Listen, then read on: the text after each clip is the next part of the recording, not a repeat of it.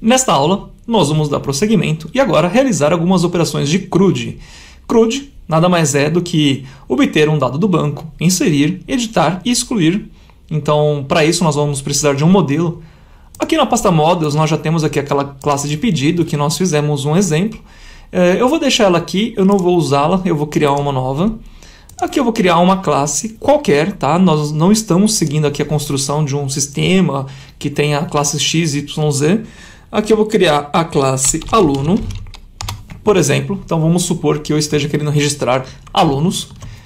E essa classe aluno, primeiramente, ela é uma classe, como qualquer outra. Porém, nós precisamos pensar que ela vai ser persistida no banco de dados.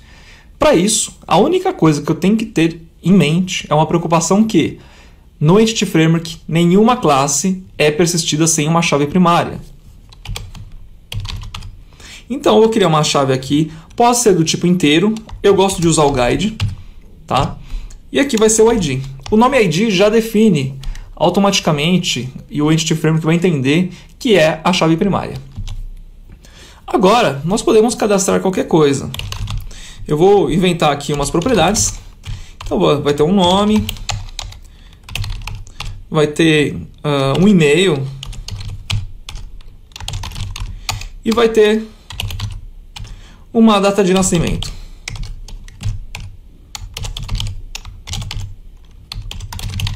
Ok? É uma classe que nós vamos persistir no banco de dados. Por enquanto, o exercício é bem simples, né? Ok. Como que eu faço para trazer esta classe, que é simplesmente uma classe, para que ela seja entendida pelo Entity Framework, que vire, né, uma tabela no banco de dados? Nós vamos precisar aqui adicionar esta classe no meu contexto, para que o meu contexto, a partir desse momento, ele passe a mapear essa classe e logo em seguida ele possa tanto criar ela como tabela no banco, como inserir registros e manipular esses registros como eu quiser. Então, o que nós vamos fazer agora é inserir, né, no contexto essa classe através da propriedade, né, public. Nós vamos usar aqui o dbSet, quer dizer, é um set do nosso dbContext, dizendo então que eu tenho uma classe aluno, ok? Ele já trouxe aqui, ó, models, da nossa pasta models, né? Eu vou chamar aqui de alunos, que é uma prática que você sempre use no plural, porque isso aqui vai ser o nome da tabela, então tem que ser alunos no plural. É uma prática, não é uma obrigação. E a partir desse momento, o nosso dbContext já sabe lidar com isso. Obviamente que ainda não existe a tabela, muito menos o banco, mas isso vai acontecer. E para a operação de CRUD, vamos primeiro aprender como que faz, né, algumas coisas. Então, por exemplo, aqui na controller, eu tenho algumas coisas aqui do outro exemplo, né? Então, eu vou fazer o seguinte, eu vou criar uma outra controller, tá? Vamos zerar aqui o que nós temos aberto. Criar aqui uma controller vazia, tá legal? Vai ser a controller test CRUD controller. Ele vai fazer um scaffold para criar uma classe muito simples, na verdade, basicamente não existe scaffold aqui, né? Ok. Então aqui no método index, que seria o método principal, o primeiro método a ser chamado aqui da controller, eu vou fazer aqui um pequeno teste. Então, o que eu vou fazer? Eu vou tratar, né, vou criar aqui, ó, var aluno é igual a new aluno. Ok? Eu poderia, a partir desse momento, setar os dados do aluno e registrar ele no banco. Só que pense só, se eu for registrar ele no banco, qual que vai ser o valor desse ID aqui? Vai ser 0. Então, olha a preocupação. Apesar de ser uma classe, ela é uma classe que vai ser persistida. Construtor, vou falar que o ID desse aluno, ele vai ser gerado randomicamente através do guide.newGuide. Beleza? Então não tenho mais que me preocupar com isso. Aqui, ao invés de usar esse construtor, eu vou usar dessa forma aqui, fazendo o seguinte. Vou falar que o nome do aluno, Eduardo, data de nascimento Eu vou colocar aqui uma datetime now mesmo, só para gerar uma data. Não é minha preocupação persistir dados coerentes nesse momento. E o meu e-mail, né, que vai ser eduardopires.net.br. Então, se isso viesse através de um formulário, eu chegaria e teria uma instância dessa aqui. Ok. Nós faremos isso mais para frente. Por enquanto, nós estamos entendendo como funciona o CRUD. Preciso trabalhar com Entity Framework. Onde que eu vou conseguir uma instância do Entity Framework? Legal.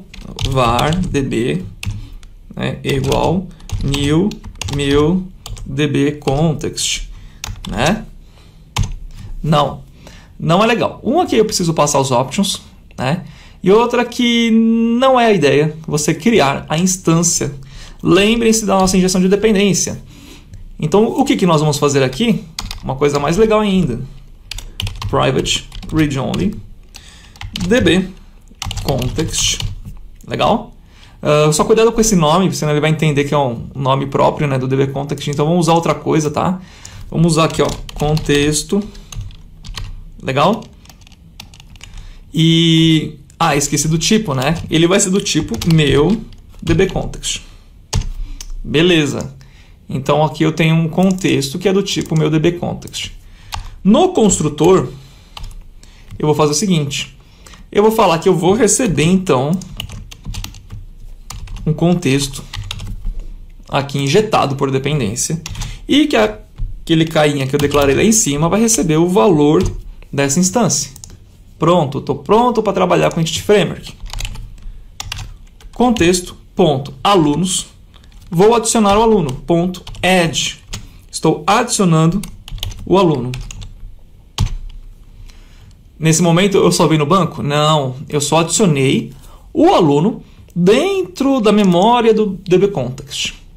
Para eu fazer esse aluno ir para o registro da tabela aluno, vou ter que fazer contexto.saveChanges. Ok? Agora sim, a partir do momento SaveChanges, ele vai lá no banco e vai salvar o aluno na base de dados. Vamos fazer alguns exercícios aqui, né? Por exemplo, então se eu quisesse obter um aluno através do e-mail, então agora eu vou fazer um exercício de obter o aluno. var aluno, vou chamar de aluno 2, é igual contexto.alunos.find. O find, nesse caso, eu teria que passar o quê? A chave primária, ou seja, o ID desse aluno, né? Então, teria que, de repente, ter já o ID ou simplesmente passar, né? No caso aqui vai, por exemplo, o aluno.id. Então, imagina que eu tenho aqui essa instância de aluno, mas eu quero recuperar os dados dele do banco, para, de repente, complementar um cadastro, enfim. Eu poderia encontrar esse aluno também pelo e-mail, ok? Então, vamos fazer assim, ó, var aluno 3, contexto alunos, ok? First or default, quer dizer, o primeiro resultado que vier, ou nenhum, que pode ser nulo, né? Onde o A vai para de aluno, né? Ponto e-mail é igual ao e-mail do tipo, aqui eu não vou escrever tudo, vou copiar. Ok? Então eu estou encontrando este aluno por e-mail. Bacana? Agora vamos supor que eu mudei, né? A instância de aluno. Então vou falar que aluno, ó, ponto nome, agora é igual João. Beleza? Eu quero salvar esse nome novo na base. Eu preciso atualizar este aluno, né? Então vai contexto.alunos .update aluno. Aluno 3 não, aluno. Então eu estou falando assim, este aluno que era de nome Eduardo, que já estava cadastrado na base, né? Agora ele se chama João e estou salvando ele. Obviamente que para isso eu preciso executar o save changes também. Após o save changes que isso começa a ser persistido no banco. Por enquanto eu faço o update, ele está apenas colocando este dado na memória. E se eu quiser excluir esse aluno? Contexto.alunos.remove, não é nem delete nem exclude, né? É remove. E aqui eu vou passar o meu aluno. Ou seja, eu estou falando, remova este aluno para mim. Lembrando que o método remove, ele sempre é feito através da entidade, ou seja, daquele registro, não é feito pelo ID. Tá? Se você não tiver o aluno, apenas o ID do aluno, você vai primeiro ter que achar ele através do find, ter ele como a entidade completa e depois passá-la dentro do método remove. Tá ok? Lembrando que para fazer o remove, você também precisa fazer o save changes. Então, só exercitando, né? Nós aprendemos aqui a adicionar um aluno. O método add, ele vai fazer o quê? Vai adicionar este aluno na memória e na hora que eu fizer o save changes, ele já vai saber que eu estou adicionando, que eu quero adicionar aquele aluno. O método save changes, ele retorna um int, tá? Esse int é o número de linhas afetadas, ou seja, se eu estou adicionando um aluno, o save changes vai retornar um número 1, se ele conseguiu adicionar. Se ele retornar 0, se ele retornar alguma outra coisa, é que ele não conseguiu adicionar. Tá? Geralmente, quando ele não consegue adicionar, ele retorna um exception. Ou se de repente ele não encontrou registro, ele vai retornar 0. Então o ideal é que você sempre verifique se esse número do save changes é um número esperado de linhas afetadas. Né? Se no caso estivesse excluindo 10 registros, ele iria retornar o número 10. Aqui nós aprendemos a obter o aluno pela chave primária. Aqui nós aprendemos a obter o aluno através de qualquer registro, né? De qualquer campo da tabela, através do first to the full.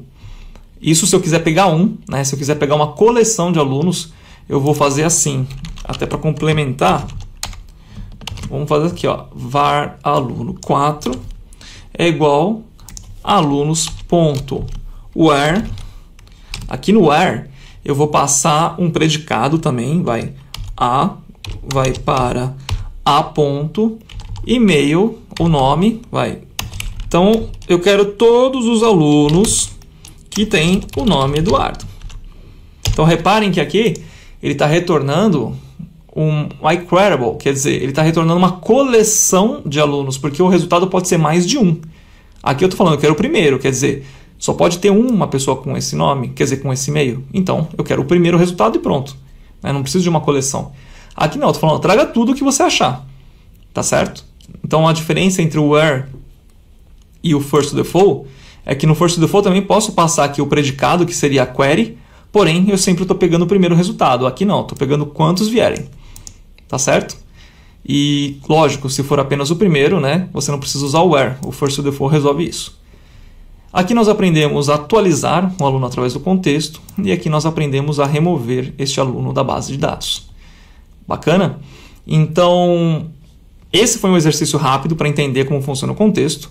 Obviamente, não vai funcionar, não iremos persistir nada nesse momento, porque a base não existe, precisamos criar a base.